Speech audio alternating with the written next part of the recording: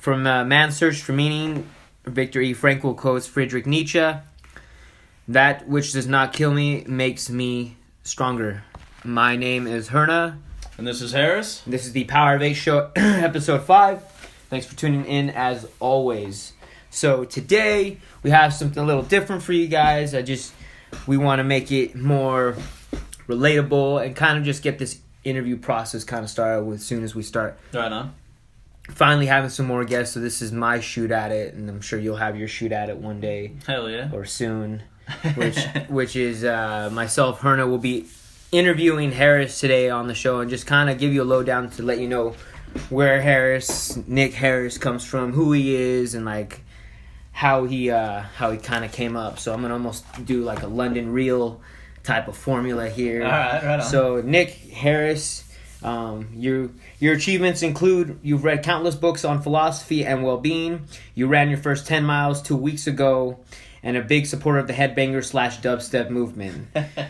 You were on the cusp of finishing 90 Days Sober of Suffering Challenge, and you specialize in auto body work. And right now, you currently run the podcast, The Power of 8 Show, with the infamous Herna the Hungry. Herna the Hungry, I like it. Very nice. So I'm just going to kind of start out with just like, I know you grew up in Ogden. Yes, sir. What is it that you love about Ogden the most? And just kind of in general? Yeah, like what is it that you love about this city? And man, I gotta say the mountains. I love the mountain range. That shit gets me every time. Being so close to nature. Mm-hmm.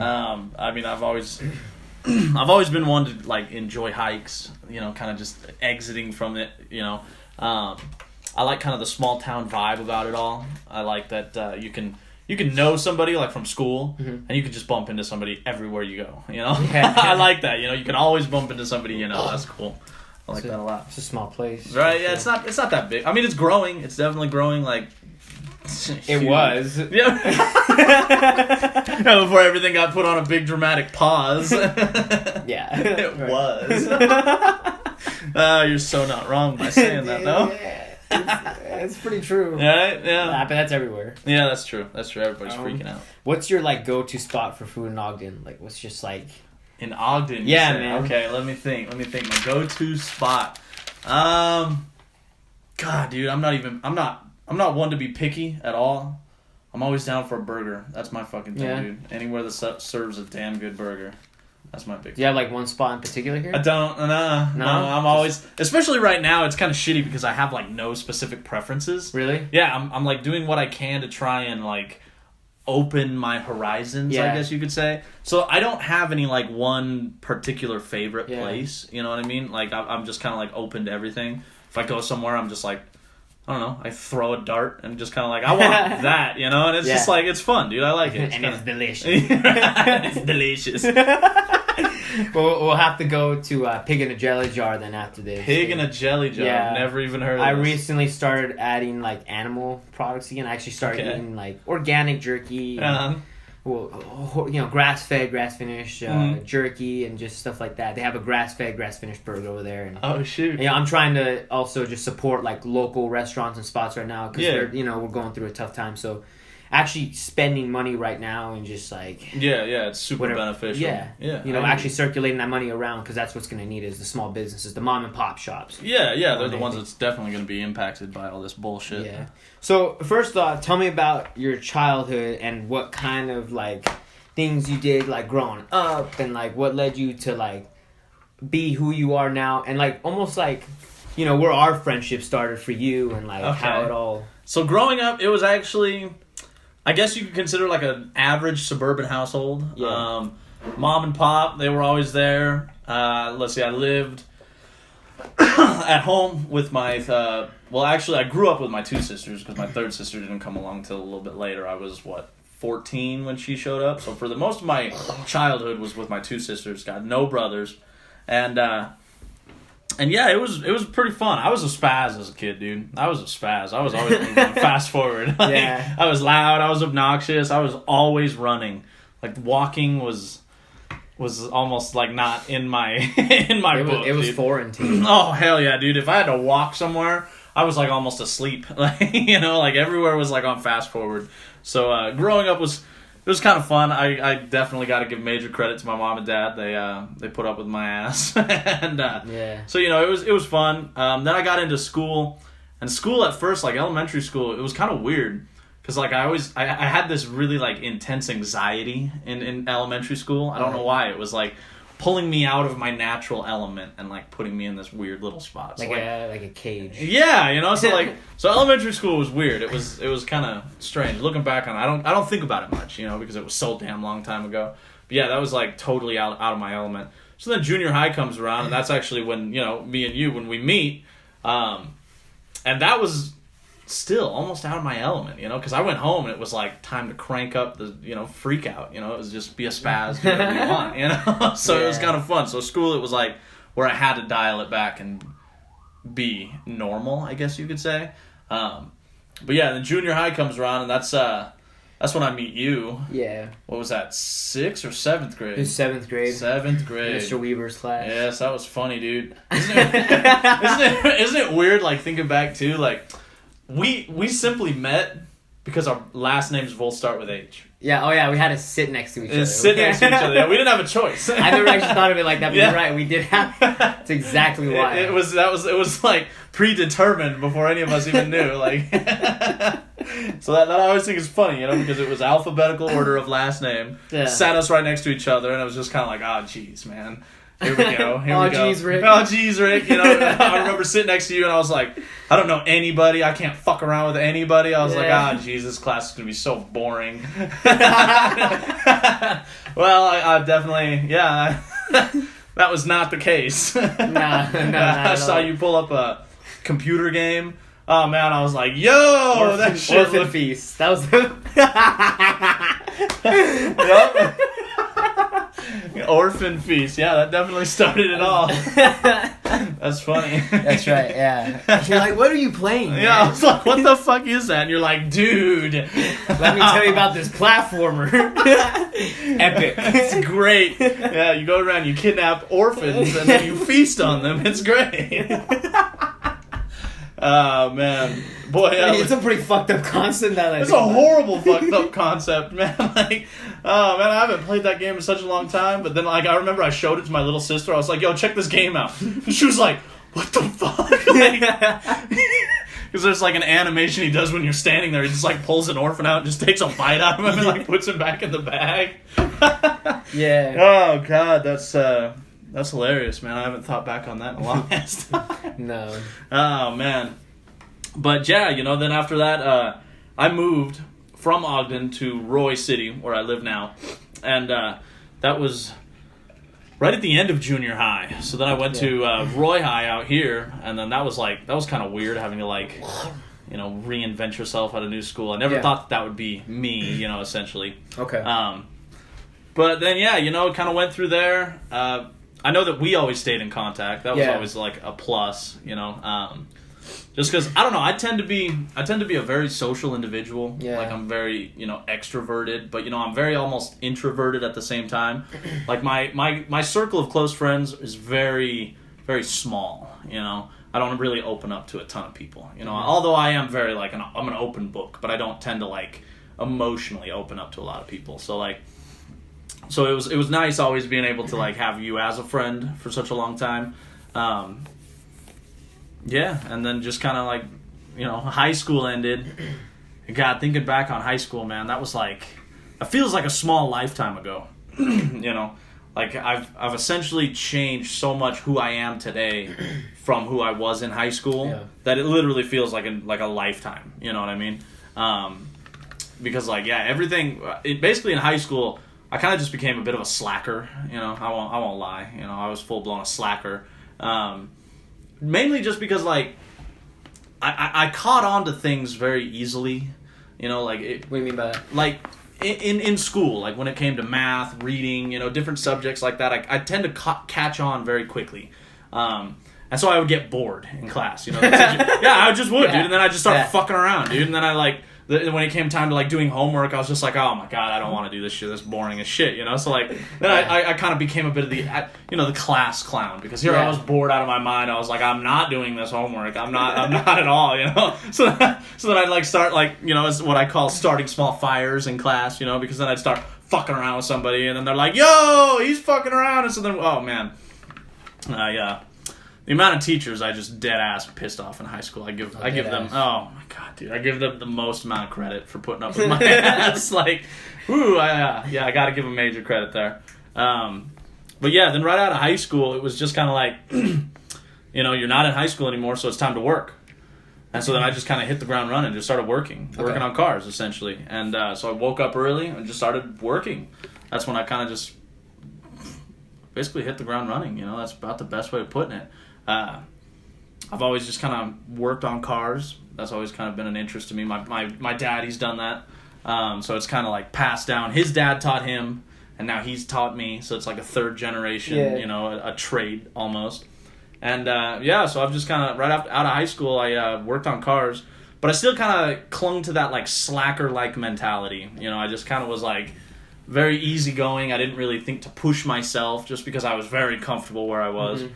So it took me a while before I finally like decided to kind of like slap myself out of that shit, you know, because that essentially put me into like just this funk, you know. I just for a good solid couple of years, I was just in a funk. I just didn't like have any drive to do anything. I didn't really give a shit, you know what I mean? And I know that it was actually a lot of you. So you went into the military, the Marines, mm-hmm. and you would come home and you would visit, and throughout these visits, you know, you would come and see me, and like we would kind of just like talk to each other, kind of like what we do today.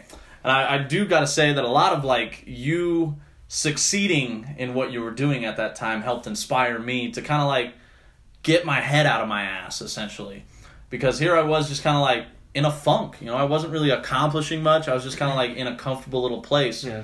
And so then, you know, when you got out of the Marines, that's when you just kind of were like, all right, dude, it's time to really do some shit, you know? So I was just kind of like, all right, man, I've kind of pushed myself from that. And just that's when I really started buckling down on reading, kind of expanding my mind, learning as much as I possibly can. Mm-hmm. I've been getting, you know, more, going out and getting more physically fit. So running, working out more, and even working harder, you know, because like before I would work, and it just kind of was like, all right, quitting time. Fuck yeah, time to go home and just kind of chill, you know. I smoked a lot of weed. I'll say that. Like that definitely helps, you know, with essentially being lazy. Yeah. If you want to be lazy, smoke a lot of weed. Yeah. And I mean, you'll be really fucking good at it really quick. It's just, it comes hand in hand, man. You smoke a lot of weed, it is easy to be lazy. There's a correlation. It's a bit of a correlation, you know. So like, it was just like overdo it. Yeah, to the max, and you know, so it was just it was easy, you know. You come home, you smoke weed. Oh god, yeah, you know, you just wait, you go to sleep, you wake up, you go to work, and you do the same thing over and over. There was no need to do anything else, you know. You were comfortable, and so then it was like, all right, well, I don't have to smoke weed, you know. I can do all this crazy shit, and I can do it sober, and it feels good, if not better, you know. So that really kind of changed my whole outlook on life. Is like, dude, the only way to succeed and go anywhere is essentially you've got to suffer. You know, I know that the book Can't Hurt Me by David Goggins, you had me borrow that, and you're like, dude, I really want you to read this book. And I was like, all right, you know, because I read You're a Badass by Jen Sincero. Mm-hmm. That's a great book. It's a good book. It's a really fun book. You know, it's an easy read, essentially. You know, and I read that, and that was like my first real taste into essentially like the whole self-help genre. You know, mm-hmm. And so I was just like, all right, you know, and it was good. It was like listening to it or reading it. You know, however you want to go about it. It was like a nice little breath of fresh air. You know, it's not like the same mundane shit that you normally read or watch or just sit and do nothing with. And so then you were like, nah, dude, I really want you to read this book, Can't Hurt Me. And I remember I was just like, oh, man, all right. So I kind of read through it. And at first it was like a slow read. You know, I wasn't really like super motivated to read it. And then once you get about a quarter of the way through it, it just hooks you, man. That book, it just like has a way of just like, oh, shit, you know? And so then that kind of helped open my eyes that like if you do want to succeed and grow, you do have to suffer. You know, that's like the key to becoming anything, you know what I mean? And that's kind of what really really kickstarted me is it's just like, well, you know, I could essentially sit on my ass and I could be lazy, and I mean, I could be comfortable, and you could work and you can get money and you could be productive in the world and be lazy and not do anything, and you could live a happy life, you know. I mean, you could start a family and you could whatever, you know. I mean, it's not going to be very fulfilling, but I mean, yeah, you could live life that way all day long. But I mean, in Can't Hurt Me, he refers to, you know, when you die, there is, you know, he believes in a God, you know, and he says that when you sit down and you talk to God, he's going to bring up a, you know, like this, the whiteboard. Yeah, when you know, die. When you die, yeah. you know, and when you look at the whiteboard, it's going to say all of your accomplishments on one side, and that's what you did. And then right on the other side of this, it's going to have what you could have been if you just, you know, tried, essentially. And like, and in Can't Hurt Me, I believe it might be the audiobook or the book. That's the very end, the audio. Okay, the audiobook. And I think it's only added at the end of it, but he talks about that now. Yeah, he said it in a couple of interviews. Yeah, and yeah, it's all there. And he says, like, you know, when you die and you're sitting there and you're looking at what you could have been, you've basically got to accept the fact that you kind of just squandered your time away. You know, you did what you did and you lived a full life. You know, you died and that, you know, you lived, but you could have been so much more, you know. And that, like, really got to me. Like, yeah, I know, you know, you can just kind of, like, float through life. And you could just be comfortable. And you don't have to push yourself. And you could live a full life. You know, you can have a family and kids and do all that. You could do whatever you want to do. But you could be more, you know. And that was just kind of, like, what really, like, opened my eyes, like, to the bigger picture. Like, dude, you know, I believe that I have more potential than what I, at the time, what I was exerting. You know, I was just kind of like, just coming home and just being whatever, you know? And it was like, you know, you really helped push me into, like, you know, go for runs, go work out, wake up early, you know, do shit that's, like, hard, you know? Because I remember when you first brought up a marathon to me, God, dude, I about laughed you out of my house. I was like, get the fuck out of here, man, you know? Because I was like, no way, man, that wasn't even a conceivable thought in my brain at the time.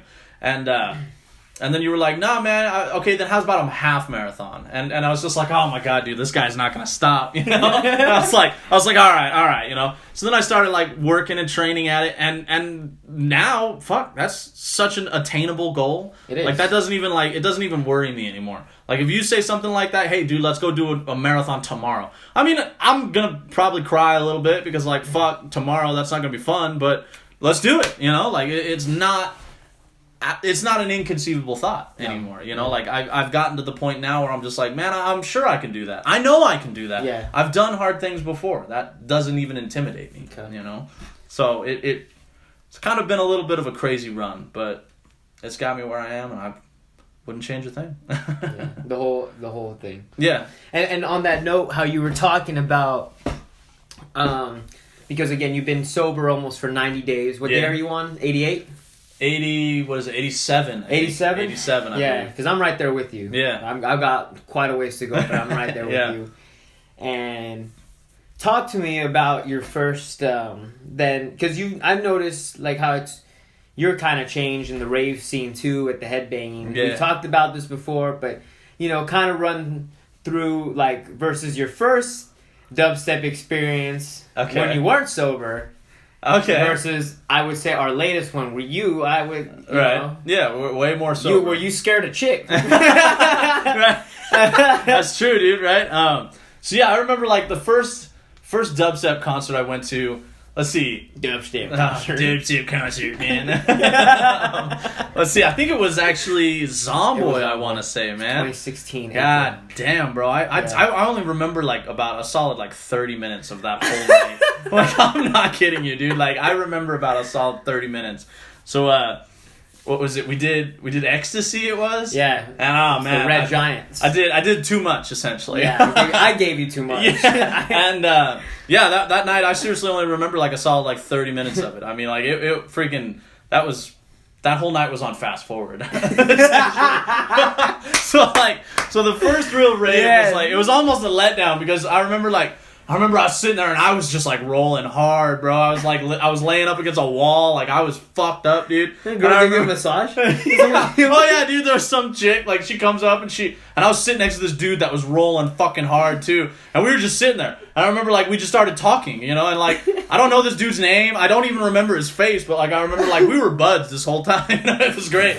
And this chick comes up and like she like starts rubbing this dude down, and she looks over at me and she's like, "Oh man, you're rolling pretty hard too, huh?" I was like, "Yeah." She's like, "Right on, I'm gonna give you a massage." I was like, "Oh shit, dude, right on." Like, that was funny, man. But yeah, I remember that one. Like, I remember just sitting there and I was rolling super hard, and then I remember you coming up and like grabbing me up. You're like, "Bro, it's time to go." I was like, "What the fuck?" And you're like, "Yeah, dude, the rave's over." I was like, "What the fuck?"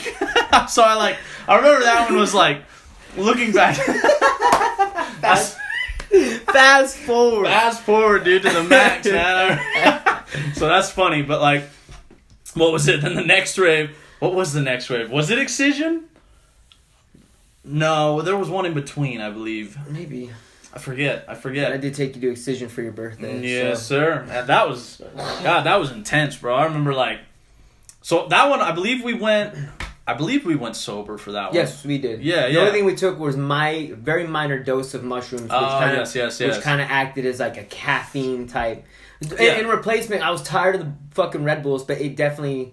It just gave you like that little burst of energy, you know? I recommend that to people. You don't have to go full on out with the drugs. If you do a microdose of maybe mushrooms or... Just enough to like notice the change. I mean, you don't even have to like trip or anything. Just notice a slight change. No, yeah. And yeah, you will have way more fun. Than you'll feel good afterwards. You will feel great. But yeah, then like the next rave, I remember I kind of had a little bit of an idea as to like what I was getting into, you know, because I do remember the first little bit of Zomboy, and I was just like, all right, you know, this will be fun.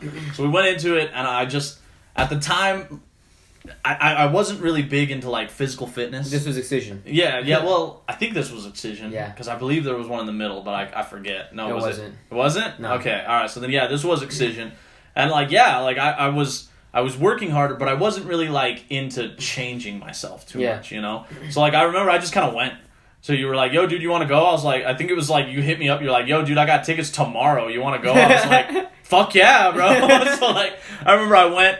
I didn't like pre-hydrate. I didn't do anything. I just burnt myself the fuck out, dude. I just went so fucking hard that like by the end of oh man, yeah, I was fucked up. Like I remember I was just wiped the fuck out. Yeah. And like, yeah, now, hell, what was it? Snails we went to? Yeah. Oh my god, bro. Like now I can tell that I'm much healthier. You know, I work out more. I eat better. I'm way more conscientious as to what I do put in my body. Yeah. And so like, Snails, oh god, bro, we went so fucking hard at Snails, man. Like it's like night and day from the first one. Absolutely. Like yeah, like he, you know, like you even made mention that. There was one chick that saw us raging hard, bro, like headbanging crazy hardcore, and she just gave like this super shocked, like almost frightened look. You know, we were like headbanging crazy, like, and she just like was like, damn. So. Yeah, it's definitely evolved as I have progressed into who I am. Yeah. You know, I've gotten stronger, I've gotten smarter. You know, my overall nutrition is better, and it's helped out immensely with like raving and headbanging and whatnot. You know, you can go harder, you can go faster, you can go longer. Like it feels a lot better, you know, than from the first one. That definitely kind of helped me change who I was. You know, because when I look at it, like if you go to a rave and you go super hard, and by the end of the night, you're totally fucking exhausted. The next day, you're even tired, even after you get sleep. I'm just like, man, that sucks having to recoup from the rave, you know? And then we went to the next one, and, like, it was kind of the same thing, but I didn't feel as horrible the next day. You know, I was felt a little bit better. I was a little bit more active. And then, like, Snails, shit, dude, I woke up the next morning, and I, like, barely had a ringing in my ears. Yeah, I was like, right on. Yeah, I just woke up. I was like, right on, another day. You know, let's get to it. Yeah. So that was another thing that really helped me, is that I was like, man, I know I could basically make my body better than it is, and if I make it as best as I can, there's like nothing that I can't do. Optimum performance. Exactly, yeah. Yeah. What's something that people misunderstand about you? Misunderstand about me? Boy, that's a good question, man. I'd probably say I'm extremely blunt. I'm very blunt, dude. I'm like super, just like super to honest. The point, honest, and like a lot of times people have told me that I've come across like an asshole in a lot of situations because I'm very honest. And I mean, I don't I don't come from like a source of like negativity when I say shit.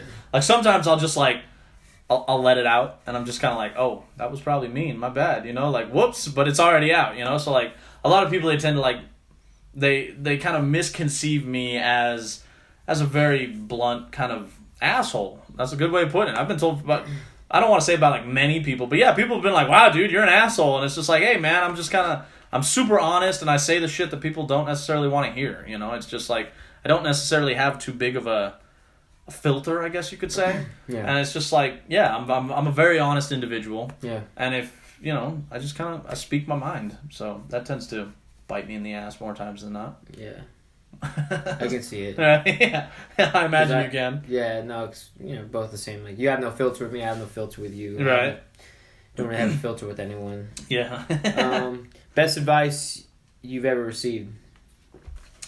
So the best advice that I ever received was from a coworker that I'd worked with at one of my jobs, and he said, you know, because I asked him, I was like, so hey man, what's the best advice you can give to somebody who's just starting out? And he's like, honestly, cover your ass.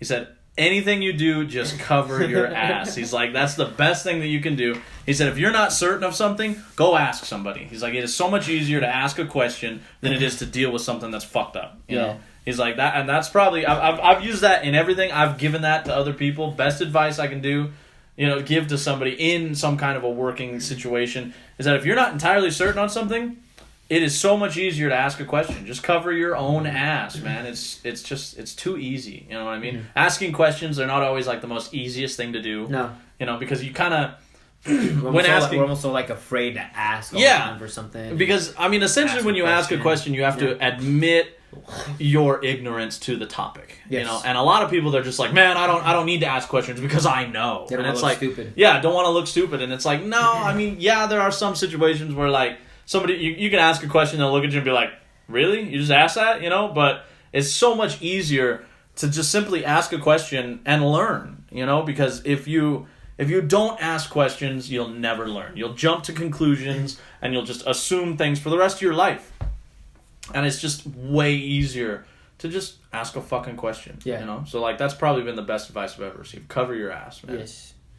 And what would be the best advice to give to people our age? Like my age? Oh, suffer. Our age group. Yeah. I would say that, dude, all day. Like, I've said that to people, Same. too. Like, Yeah. if you're in some kind of a funk, you know, because, like, I look at it. Go work out. Yeah, like, after high school, I did get into a funk. And I don't want to say, like, oh, man, I was depressed. But, like, yeah, I was kind of depressed, man. I was just, like, I was in my own thoughts. I was very poopy pants about just about anything, you know. And I remember just kind of, like, being very upset with kind of my lack of motivation, I guess you could say. Mm-hmm. And it wasn't until I started really suffering intentionally, you know, because I've gone on hikes before where, like, yeah, it was hard and I suffered through the hike.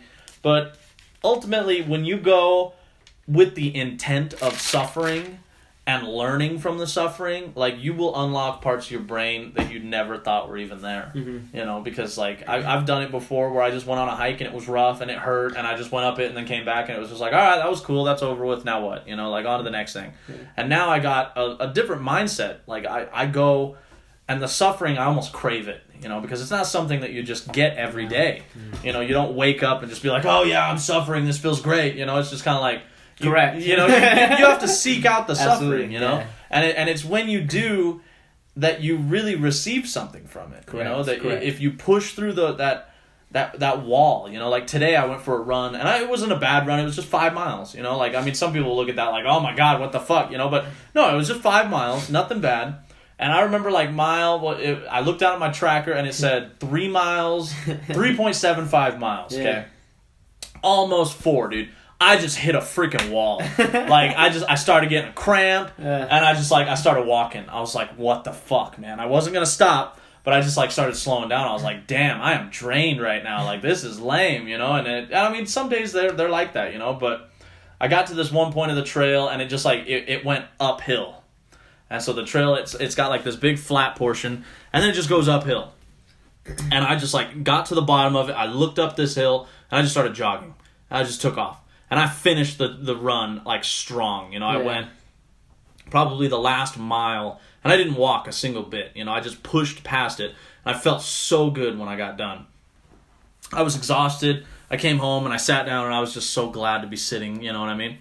But it was genuinely a good feeling to push past that wall, that breaking point when I thought like, man, this is all I've got to give. I need to stop. I need to sit down. It was like, well, you can't sit down because you still got to get home. You know, like there's nowhere for you to stop. Yeah. So it's like no matter what I do, I've got to keep going, and I just pushed through it, and that just kind of like it fed me with all this power because I did suffer through it, and I broke past that wall. And it essentially gave me fuel that I was like, man, I'm running on empty right now. And once I broke past that wall, I was like, oh, well, hey, look, there's more energy, you know, and it felt really good. So to suffer, I definitely would advise anybody our age to just go out and suffer. Absolutely. What are some of your like favorite daily practices that you do now and looking at? So I believe we've actually talked on this podcast about how I am not a fan of waking up. I hate mornings, dude. Yeah. But anymore, like, I actually kind of love the morning time. Yeah. So, like, I got me an alarm clock. Yeah. I use it religiously. I use it on weekends. I use it on weekdays. I don't give a fuck, dude. Fucking love that thing. Every day. I hate it and I love it. When it wakes you up, like, you're laying in bed and you're like, oh my God, dude, this fucking thing. And you just, like, roll out of bed. You're like, fuck you. And you flick the little switch. But no, I like anymore, I kind of like waking up early. Mm-hmm. Like it's a good feeling, you know, when you wake up before anybody else in the home. Yes. You know, and like you got that little that just alone, that quiet, that like peaceful quiet. I love that shit. When you wake up and there's not a sound in the house, and you're stirring and like you're doing your daily thing, and just like then slowly you can like hear people start waking up. And monk-like. Yeah, you know, it's just like it's almost like it's just like a blissful type feeling. You know, you wake up first thing and it sets you on that good tone. So I like waking up now.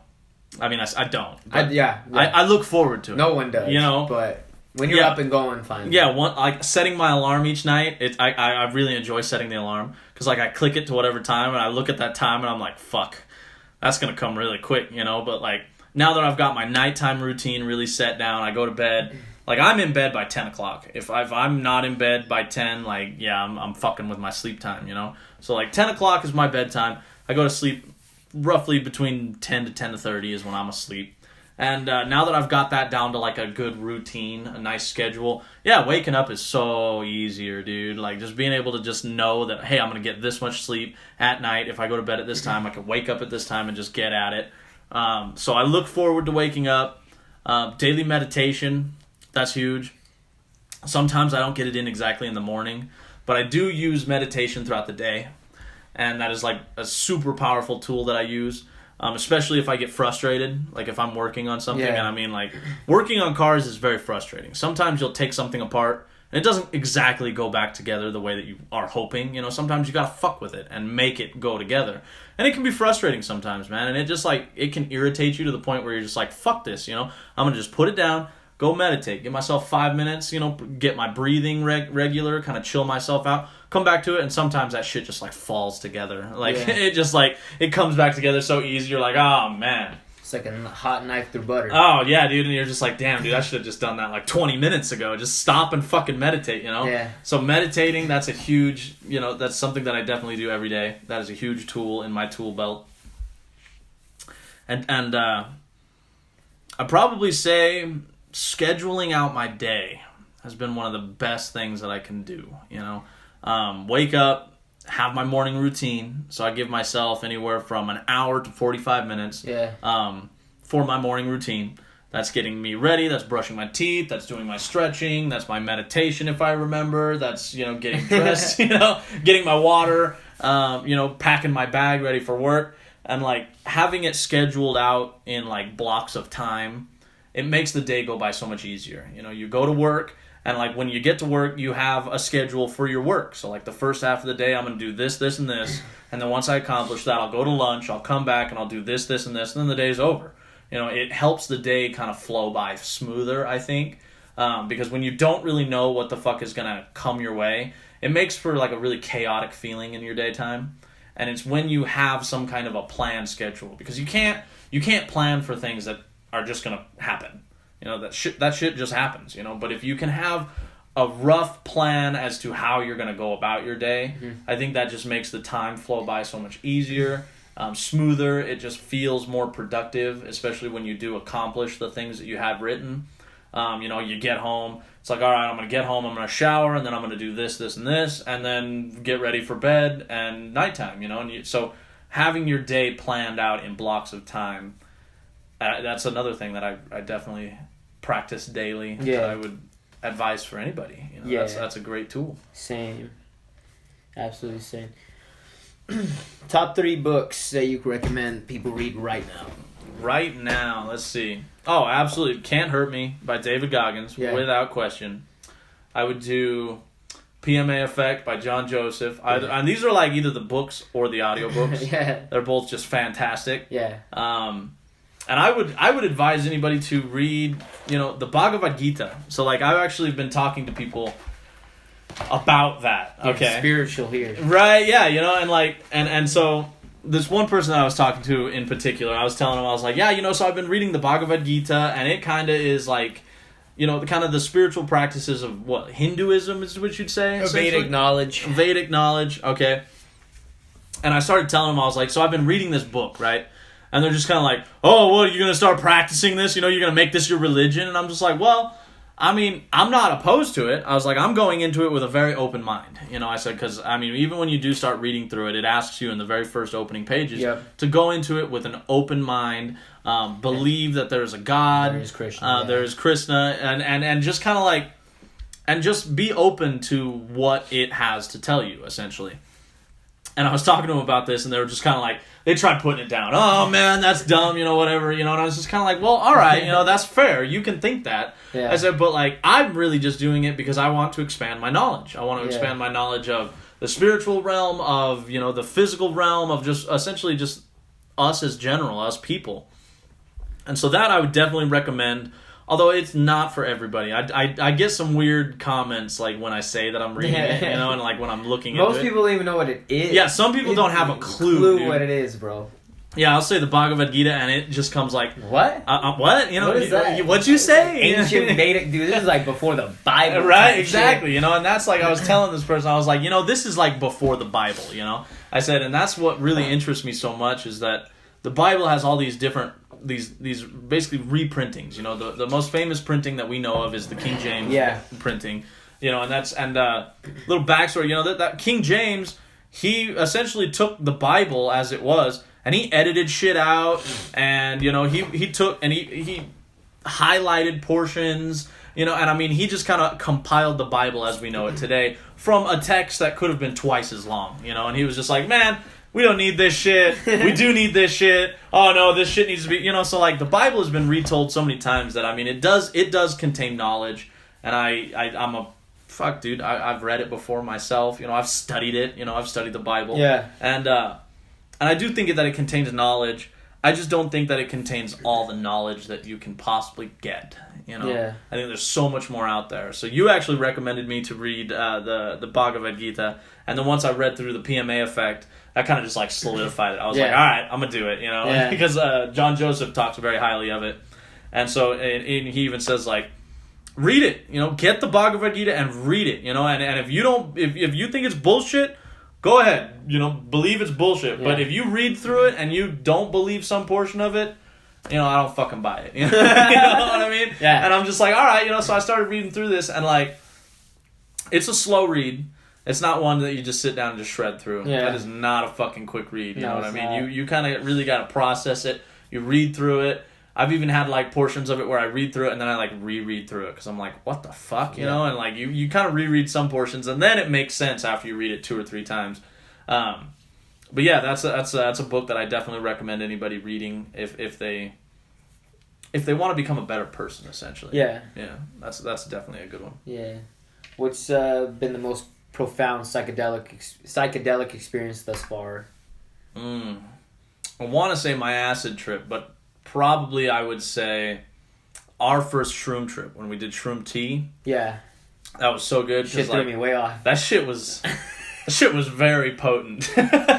for as little as it was. Yeah, so for the listeners that don't know, so it started out. Brandon, you had just a little bit of shroom. Yeah, Herna. Sorry. Yeah, well, I've known you before. Yeah, I know that's a slave name. I try not to. Slave name. I like it. But yeah, I get a lot of shit for it. Sorry. No, that's funny, dude. I like that. It's cool. Though. I like that. Okay, so Herna, he's got these shrooms. And he doesn't have a lot of them. He's probably got enough for like one person to have a good shroom trip. And what was it? This was New Year's Day, I want to say. The 1st of January, 2019. Yeah, okay. So this was New Year's Day. I stayed over at your house. We drank a little bit of, what was it, vodka, I think it was, on New Year's Eve. I forget exactly. Fell asleep. Wake up the next morning. And before we even ate breakfast, you were just like, yo, dude, you want to do this shit? I was like, fuck yeah, man. And you were like, right on. Well, I'm going to make it into a tea because you heard that it makes like a little bit go a long way, essentially. Mm-hmm. I was like, let's do this shit, man. So you mix it up with some honey. What was it? You mix it. Yeah, I think it was just honey, wasn't it? Like, just honey. Just honey. Yeah, just honey. Okay, and maybe some lemon, but okay, that might have been it. Yeah, a little bit of lemon, a little bit of honey. It was just tea. Yeah, and just made it into some tea, boiled that shit up, and like I remember we slammed our little cups down, drank a little bit of orange juice, and we just kind of chilled there for a minute. We're like, okay, well, here goes, And I think I want to say it was probably 20 minutes. Yeah, it was like early on. It was like, wow, man, this shit, I'm feeling it, Like, I remember that was such a great shroom trip because like. Yeah, I had a great trip, man. That shit was like way stronger than I had thought it was going to be.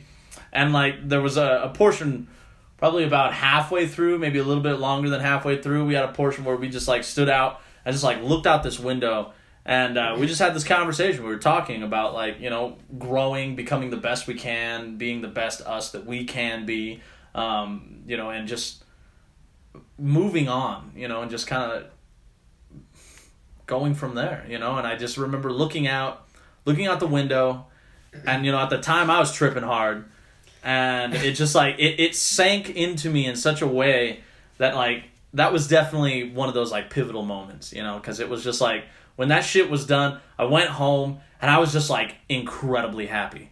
I was like, wow, man, it was like a rebirth, you know what I mean? Like we had this really great shroom trip. And just afterward, it was the very first day of the year, man. Yeah. It was like a perfect day to do a good shroom trip. And it just like set up for the whole tone. It was last year. And it just set up for a fucking great year. It was like, man, that was a great way to start it. And there was no way for it to like, it couldn't get bad from that point. Like you started on such a high note that you were like, man, even if it does get low, I'm way the fuck up here. So like it set the tone for a very great year. Last year was an incredible year. It was definitely a big pivotal moment in my life. I pushed myself out of my comfort zone, God, on more occasions than one. Yeah. And I've pushed myself for reading, writing, scheduling out my day, actually creating a schedule of not just waking up, going to work, and just kind of like not giving a fuck afterward, to actually give a fuck. So that was definitely probably one of my favorite, psychedelic trips that I've had. Yeah. Absolutely. That was a good one, man. What's something that you failed at? Something that I failed at. Okay, so yeah, so there was actually I want to say it was last year. I was working on a car, man. And like it wasn't a technical failure, right? But I just know that I could have put more work into it, And so I was working on this car, and I just kind of like went around the whole car and just worked on it, cleaned it up, made it nice, painted it, And like I remember delivering it. The dude was happy, he enjoyed it, he liked it. But like once it was painted and finished, I remember looking at it and it just like it fell on me like, wow, that really fucking sucks, Like I could see all the different things that I didn't do, And I count it as a failure, because like I've used it as fuel to push me to not do that again, So that's kind of why I do count it as a failure, because it really wasn't. But I count it that way. That way, I look at it to where I don't want to do that again. Because once like I work on cars, and one of the most rewarding parts on working on a car is when a customer comes and picks it up. It's cleaned, it's put back together, it's painted, it looks good again. And they're always like really happy, you know, that's the final payday essentially. And it's always like a very rewarding moment, you know, like all your hard work is finally shown through. They're happy, you're happy, your product is finished, you know, and it's a very rewarding feeling. And I remember not letting myself feeling rewarded in that moment, because I was like, man, I really could have worked harder. And like looking back, I absolutely could have worked harder. I could have been more disciplined. I could have managed my time a lot better. And I remember like just not letting myself feel accomplished for it, you know. And like to this day, I even look back on it like, you know, I failed there, and so I kicked myself in the ass to fuel me to not do that again, you know. And so that was last year I would say that was something I failed at, you know. So I use that as fuel. It's definitely good fuel because, you know, I'm continuing to work on cars, but yeah. Okay. Mm-hmm. That's actually I remember you telling me about that, and I didn't know it affected you like that much. Right, yeah. So, but that's pretty interesting. Right, yeah, because I don't know, I just, looking back, there have been so many, you know, jobs that have gone and left, and it's a very rewarding feeling when a car is completed. You know, you're like, hell yeah, because like even a lot of times you'll see the car on the road, and you're like, yeah, man, I worked on that, you know, and it feels good, you know what I mean? And like, once it left and everything, I felt very like disappointed in myself. Because I knew what I could have done better to make it a better job, you know? And so then I've kind of just not allowed myself to do that again. It's like, nah, man, you know, you're going to continue working on this shit, and you need to allow that salt in the wound basically to like sting, you know? Because when that shit stings, you know that you're not going to want to do that again. So it just kind of, it has helped fuel me to not fucking slack around, you know, like if I'm going to be working on something, I'm going to give it my absolute best, you know, manage your fucking time. If you're uncomfortable, if you're not willing to do it, like don't fucking do it then, you know, don't start it, you know, if you're not going to give your best, don't fucking take the project on in the first place, you know. And so that's basically one of those things that I've even looked back on, like to this day, like if I'm working on something, I'm like, nah, man, if I start sitting down, I'm like, man, I'm just going to chill for a minute. I'm like, no, fuck that. You remember how that one turned out? We're gonna push through this, you know. So I've really used that as pretty good fuel. Okay, I like that. That's pretty good. Mm-hmm. I think it's really good, refreshing. Right. To hear. Yeah. That's because that's super thoughtful. Right. That's super. You going in and being like, I'm gonna do something better than what I used to. Yeah. And just feel good about like right. you're what you've done. So. Yeah, because I don't look at it and I don't like try and beat myself up about it, but I try to in a little bit, you know, because otherwise it's just gonna like fall on deaf ears, you know. So like, yeah, you do kind of want to push yourself. You do want to push yourself, and if something sucks, you gotta be honest with yourself. Don't sugarcoat that shit. If it fucking sucks, tell yourself it sucks. But you're gonna make it through. But you're gonna do better next time, you know, because everybody trips and falls, but you gotta be honest with yourself. Yeah. Otherwise, you're living a lie. You know? Yeah, you're living a lie.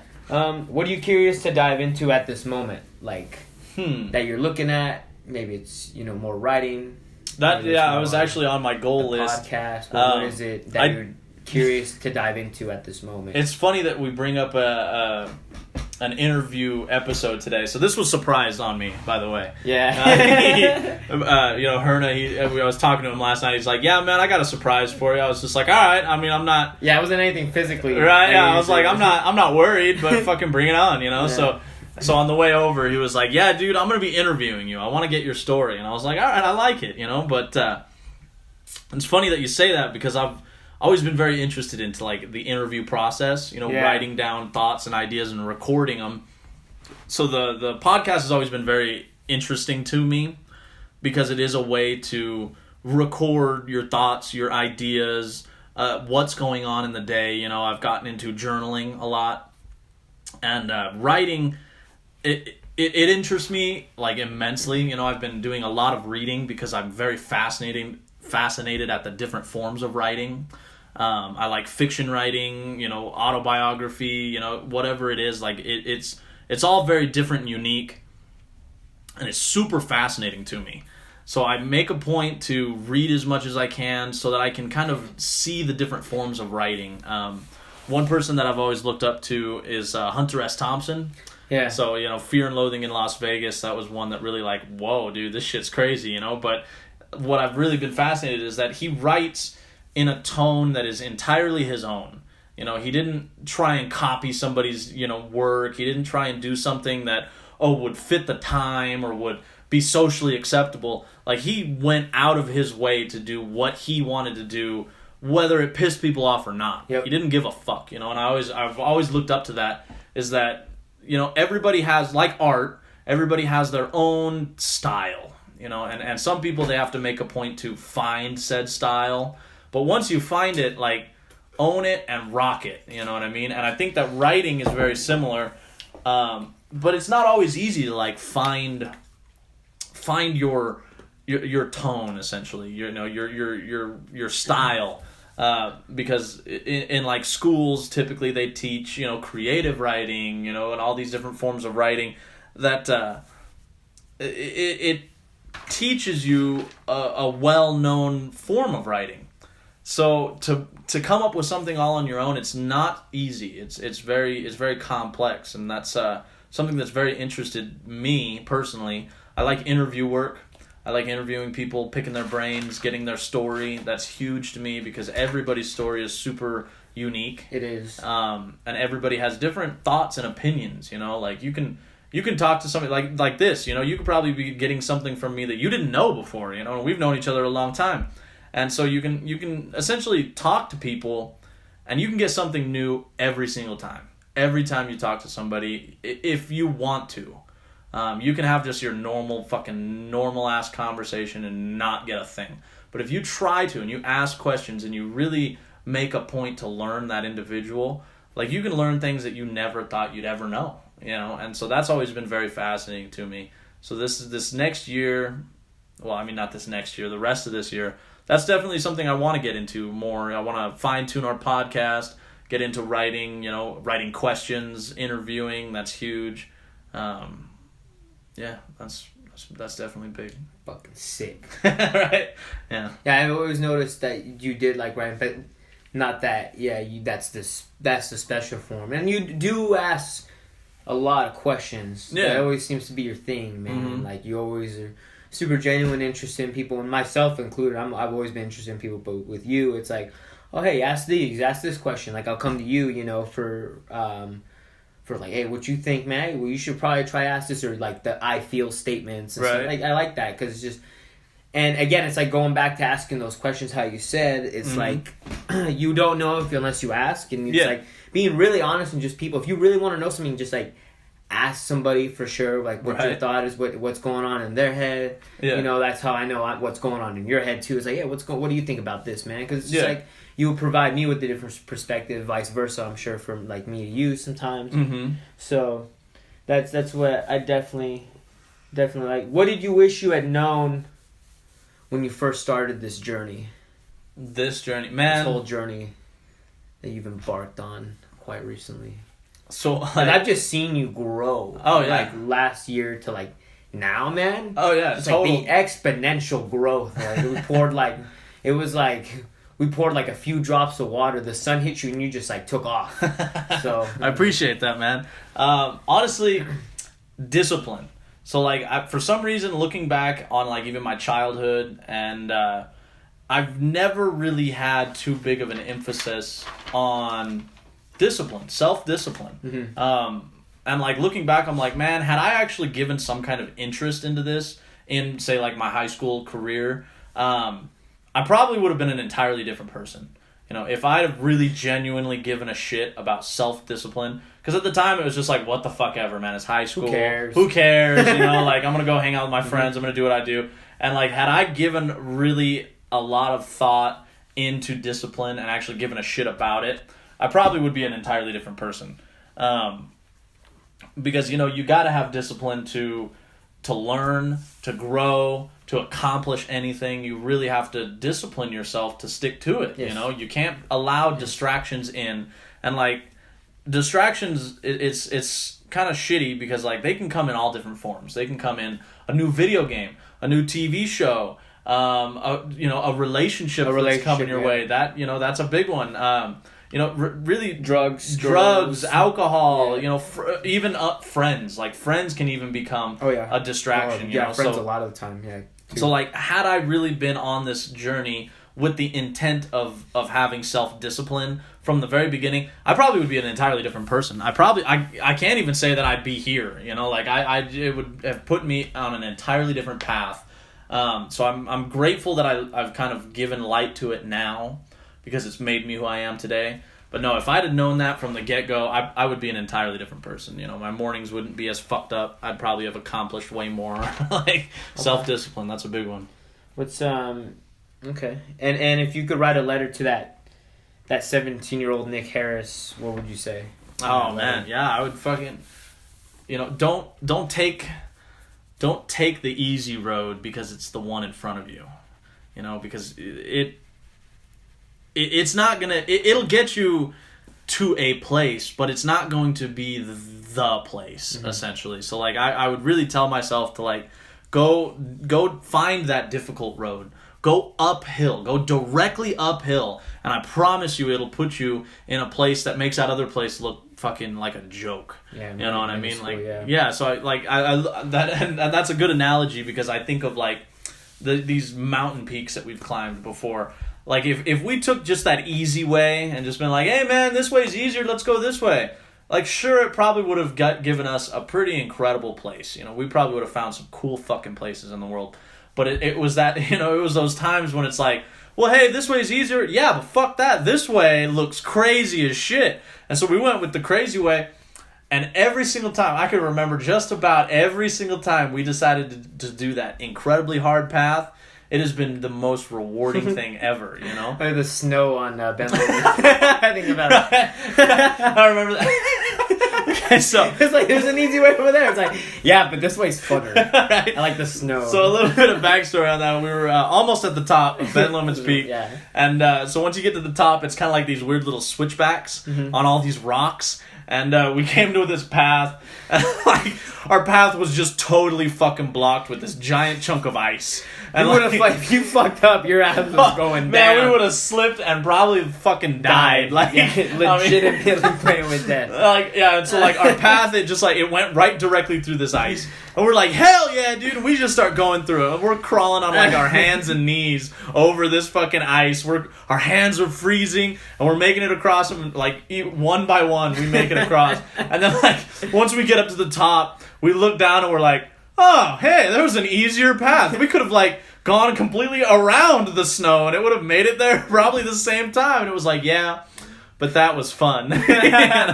So like, yeah, so that's a perfect example. Yeah, don't take the easy path because it's the one in front of you. Go ahead, take that hard path, learn something from it, and stay disciplined to accomplishing that hard task, So yeah, I would definitely tell myself something along them lines. Yeah. Right. That's awesome. I think that's really good advice for any 17, 16-year-old. Absolutely, man. They might... you might have told us, like, back in the day, that shit. I'm like, fuck off. But, oh, yeah. Oh, well, if I was talking to 17-year-old Nick, I would definitely be using different words. Yeah. Like, it would be much more vulgar and blunt, and I'd be like, listen, bitch. Like, I know where your mind is at right now, so fuck that off. Like, So, like, yeah, it would definitely be different words, but it would be telling that across, that message, yeah. For sure. In what way, shape, or form are you trying to leave this place when you die? I like to... What's the impact? Yeah. So in Boy Scouts, so I was a Boy Scout. Yeah. And they say to, leave, so whenever you see a campground or a trail, to leave it better than when you found it in some way. Mm-hmm. And I've always been a big fan of that. I've gone camping before and even hiking, running. Like if I go and I see like some trash, I'm going to pick some trash up, put it in my bag, and I'm just going to keep going. Yeah. Because I want it to look better than when I found it. So that's kind of my big thing. I want the world to be better when I leave it than how I found it. I want to improve upon it some way. Like my biggest thing that gives me joy is bringing some form of happiness into somebody else's life, even if it be just for like a minute. If I can do something or say something or, you know, give service to somebody, and I can improve their day, their minute, their hour, if I can bring some kind of positivity into somebody's life, I'm absolutely about it. I'm trying my best to, you know, leave the world a better place than when I found it. If I can clean it up, if I can improve something, you know, that's one thing that really has gotten me big into, you know, restoring and fixing cars, is I love taking something broken and destroyed and ugly and making it look new. That's thrilling to me. It's fascinating. It is truly fascinating that you can take something apart that is broken and doesn't work, and you can fix it just by fucking with it, just by knowing what you're doing. You can fix it and make it work again. Or you can take something that's gross and ugly and everybody turns their face up at it, oh, that's stupid, you know, and you can shine it up and you can make it work, and like people will give a shit about it, you know, like that fascinates me, is to fixing things, you know, to making it better again. So that's, I would say that if I could change the world in some way, it would just be to fix it a little bit. Yeah, bring more happiness. Bring more happiness. Bring more PMA. Yeah, absolutely. PMA effect, man. That's true shit. That's some real shit. That's some real shit, man. What scares you the most? What scares me? Yeah, what strikes fear? Oh, man, what strikes fear? I would probably say being alone. I'm not I like my solitary. I think I've used that word wrong. Yeah, I think so. Solitary? I don't want to say solitary. Okay. I like being alone. You like your solitude. My solitude. Okay, yeah. Thank you. Yeah. So that was a journey all in and of itself. A quick 5-second journey, but nonetheless a journey. Nonetheless, we got there. But yeah, I like my solitude. I like being alone. Mm-hmm. Recharging my batteries is what I call it. But at the same time, I don't like being alone, essentially. Like, I like having people that I can turn to, having people that I can rely on, genuine people. So I'm typically not one to like emotionally open myself up to just anybody. Mainly just because like I don't, it's not like, oh boy, I don't want to be hurt, but I don't like being alone. So like I keep my circle very tight. It's very small. And the people that are in my circle, they're genuine, you know, I'd give my fucking life for, you know, and I know that they would do the same for me. So that's like, yeah, they're in my circle for a reason. But I don't just like go willy-nilly and just like letting anybody in, like, oh yeah, hell yeah, you're cool, come on in, you know, chill with me for a while, like that. So I try and keep my circle small. I do anything I can for anybody that's in my circle, but I don't just let anybody in my circle, you know. So I try and be particular about that, because I do tend to be very dedicated to the people that are around me. But, you know, it can be almost a distraction sometimes, just like allowing anybody in, you know. So I try not to just fucking go nuts with it. But for the most part, I do try and make friends everywhere I go, because I like that the unity in friendship, that social activity, you know. That's why I'm such a big fan of raves. I like going to raves because everybody is just so friendly and united. You know, you go in there and you're just like, everybody's like this big rave family, you know, everybody's there just to fucking have a good time. Yeah, so that's so many smiles. So many smiles and such a positive energy, like that really gets me fired up. But yeah, I'm not a big fan of just like being dark and alone. That shit, that kind of scares me, you know what I mean? So I try to keep myself in an upward direction. I try and keep my vibes as high as I can, because I know that, you know, I know that I can put myself in a dark place. You know, I've been in a dark place before, you know, mentally, emotionally speaking, and I don't like that. Being in that dark place, it's very lonely and dark. That's a good way of putting it. So I don't like that. You know, if I can keep myself away from that by staying busy and doing what I got to do and being disciplined at the task at hand, then I try and do that. So yeah, that's probably my fear, I guess you could say. Get a little deep there, but yeah. No, that's good. Yeah. Well, Nick, you're an inspiration. Thank you. You know, I feel like you're definitely on the right path to doing something even greater than, you know, what you're already doing now. Yeah. You definitely, you know, helped me out before if I ever need some guidance too. You know, we have our late night talks sometimes if I ever come to you with the question. Absolutely. And I can just see it, like, there's people that are just attracted to your energy, and so, like, keep it up. Because, like, we need more of that in the world. On those final notes, do you have anything else for the listeners? What's something that you challenge them with other than suffering? So this week, I would say a good challenge, and it's been one that I've been really making a point to do, is to be the source of positivity in the room. Yeah. Right? Right now, it's a very fucking dark world. So I challenge any listener right now to, whenever you walk in a room, ask a question and try to bring a smile. Like, be the source of positivity. As a quick example throughout this week, I asked this guy that I worked with, I walked in, I said, so hey man, how has your day been? And he's like, oh man, it's been rough, this has been horrible. And I just kind of went, well, what, is there anything I can do to help? And he kind of chuckled and he went, oh man, I wish. And I said, no, really, is there anything I can do to help? And he gave me a task. He's like, well, if you could do this, that would be awesome. So I went over and I did it immediately. I didn't get paid for it because I work commission. So I didn't get paid for it. It was like kind of out of my way to do it. But I went over there and I did it, and like I could tell it lightened his mood immensely that I even asked. So be the source of positivity. Serve somebody, help them, try and lift the mood up. The world right now is going crazy, I feel. People are just like running around in just this weird dark shroud. Chicken with its head cut off. Chicken with his head cut off, man. And so just try and be the source of positivity if you've got that energy to spare, essentially, because it can be draining at points. But for the most part, if you can bring a smile to somebody's face this week, do it. And it's so much easier said than done in reality. Yeah. But no, I challenge people to do something to make someone smile or be happy. Okay. And try that out. Some good shit right there. Oh. That's some black belt positivity. No. Black belt PMA right there, man. Yeah. Where can they find you?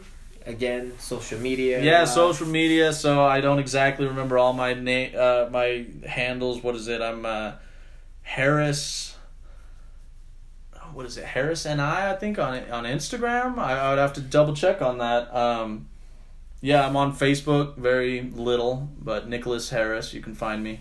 Okay. I'm on Instagram and Facebook. So I believe you're looking at my Instagram right now. Yes, Harris T Nick. Harris T Nick. There we go. That's my Instagram. Fucking badass. All right. Yeah. Go ahead. I've been making a point to stay a little bit more active on Instagram, particularly.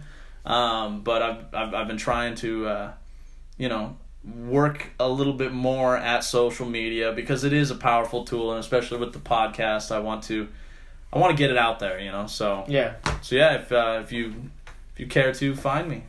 There we go. Great. Well, again, appreciate it. Thanks for letting me interview. Absolutely, man. This has been fun. Actually. It was cool. All right, yeah. And we're gonna keep doing this just because, hopefully, finally get our first guest in here. I know he's down for it. He even tried to do it today, but again, we had this plan. That's awesome. This plan. I'm not gonna just if I say I'm gonna do something, you gotta do it for sure. But yeah, again, thanks. Yeah, I appreciate it, man. Yeah, thank you. Yeah, of course, man. So my name is Herna. This is Harris. And this has been the Power of H Show, episode 5, motherfuckers. Come keep checking us out. Hell yeah. We're here still killing it. We're going to keep providing awesome content for you guys. Yeah, keep following us. Spread that love. Go ahead, give a like, comment, and share. I'll be giving out a tattoo giveaway here pretty soon. So, and if you do like and comment and share this video too, I will include you in for a special tattoo giveaway. That's right. Do that. Share, like, comment. Again, let me know that you have shared it, and we'll be in touch. And I could, I'll pull out who wins that free palm-sized tattoo. All right, coming at you, your boy Herno. We're gonna get it. So thank you. Don't miss that, guys. All right, peace. Peace.